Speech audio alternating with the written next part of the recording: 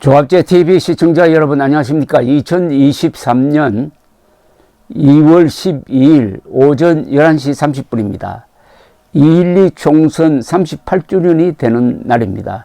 38년 전 1985년 2월 12일 총선을 통해서 우리 국민들은 민주화를 대세로 만들었습니다.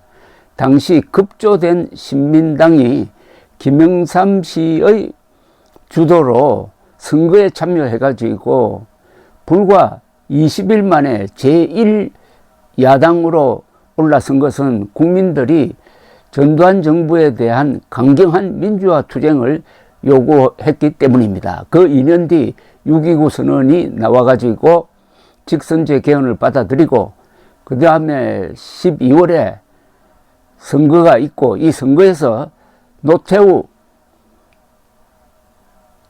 민정당 후보가 당선이 되고 그 이듬해 1988년에 서울올림픽이 성공적으로 치러지고 그것을 계기로 해가지고 북방정책을 펴서 우리가 중국과 소련과 베트남과 잇따라 수교하면서 우리 한국인들의 활동 공간이 세계 전체로 넓혀졌던 이 일련의 과정에서 2.12 총선이 가장 중요했습니다.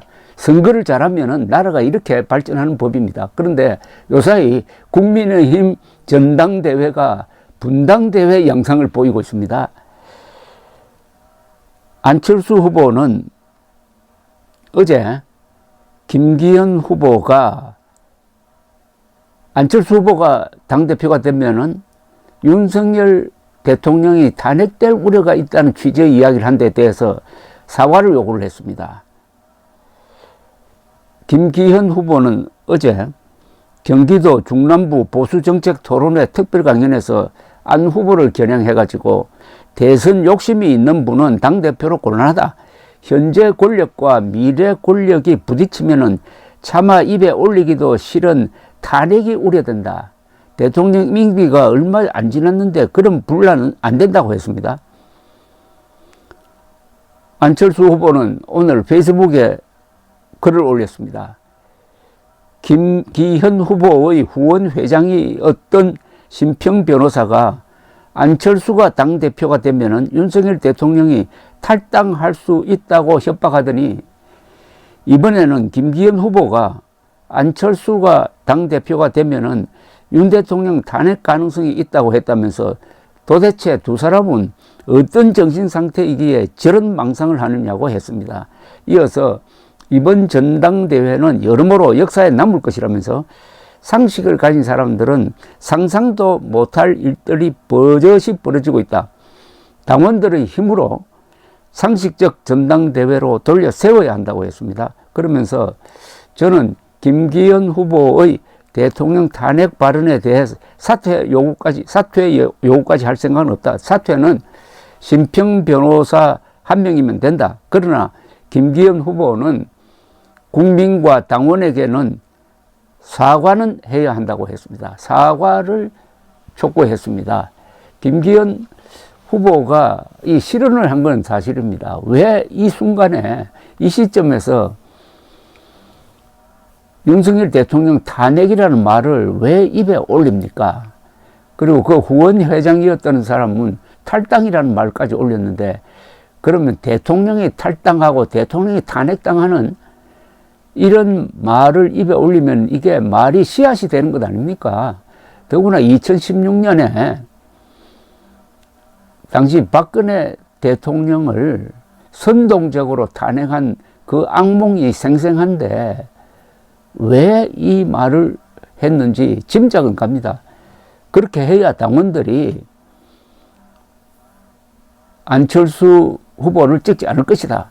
안철수 후보를 찍으면 대통령이 탄핵당하고 탈당한다고 하는데 울며 겨자 먹기로 결국은 윤석열 대통령이 지지하는 김기현 후보를 찍어야 될 것 아니냐 하는 심리를 겨냥해서 그런 발언을 한 것으로 보이는데 이게 사리에 맞지 않습니다. 자, 그러면은 윤석열 대통령과 김기현 후보는 안철수를 과연 적으로 보느냐 하는 문제가 제기되는 겁니다. 윤석열 대통령은 사석에서 안철수 당대표 후보가 뭐 윤안연대, 뭐 윤심 이런 이야기를 하니까 기분이 나쁘다면서 국정 운영의 회방꾼이고 국정 운영의 적이라고 했다고 합니다. 세상에 동료를 적이라고 하면 어떻게 됩니까? 이렇게 되니까 자연히 우리 국민으로서는 물어볼 말이 있습니다. 작년 3월 3일 그 전날에 마지막 TV 토론회가 있었습니다. 대선 후보들끼리. 그리고 바로 3월 3일 새벽에 전격적으로 윤석열, 안철수 단일화 합의가 이루어졌습니다. 이 합의를 중재한 사람이 장제원 의원이었어요. 지금 김기현 의원을 밀고 있는 장제원 의원. 그래서 국민 앞에서 3월 4일이 되겠습니다. 3월 3일입니다. 3월 3일. 3월 4일부터는 그 사전투표가 진행되었습니다. 3월 3일 두 사람은 손을 잡고 나와가지고 국민 통합정부를 만들겠다. 일종의 공동정부를 만들겠다라고 이야기를 합니다. 그러면서 승자 독식 아니다. 이제는 두 사람이 힘을 합치되 공동정부를 만드는 기분으로 같이 뛰겠다. 그리고 국민의 힘과 국민의 당을 합당하겠다. 이렇게 약속을 했습니다. 그래서 합당이 이루어지고 당선된 다음에 인수위원장에 안철수 의원을 임명을 했습니다. 인수위원장입니다. 여러분, 인수위원장이에요? 아니, 인수위원장이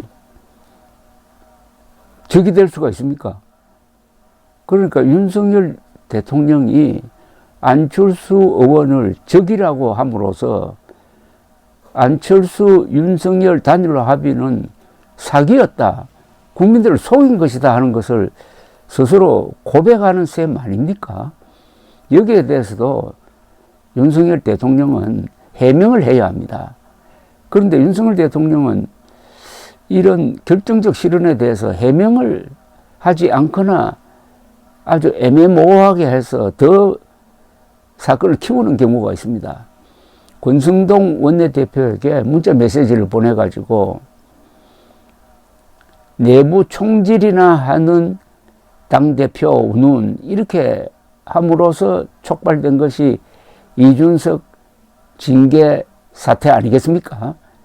그게 결국 재판까지 갔는데 그때도 신속하게 윤석열 대통령이 그 내 본의가 아니다라고 말 한마디만 했으면 됐는데 그 말을 하지 않아가지고 당내 분란이 몇 개월 동안 계속되고 지지율이 떨어졌던 적이 있는데 다른 건 몰라도 안철수를 국정의 적이라고 본 데 대해서는 해명이나 취소가 필요하다고 생각합니다. 그러니까 그게 제대로 되지 않으니까 김기현 당대표 후보의 어제 실언이 일어났습니다. 윤석열 대통령은 검찰총장식으로 지금 국민의힘을 운영하고 싶어 하는 거 아니냐 하는 생각이 듭니다. 검찰은 군대 조직처럼 일사불란하게 움직이지만은 정당이나 정치는 그렇게 되지가 않습니다. 윤석열 대통령이 국정학습 능력은 매우 뛰어난 분인데 정치에 대해서는 이런 실수를 거듭하고 있습니다. 정치는 기본적으로 인사입니다. 사람을 어떻게 쓰느냐 그리고 사람을 어떻게 보느냐입니다. 여기서 실패하면은 안보를 아무리 잘해도 법치를 아무리 잘해도 선거에서 권력을 잃고 아주 초라한 처지가 된다는 것을 지금 문재인 씨가 잘 보여주고 있습니다. 감사합니다.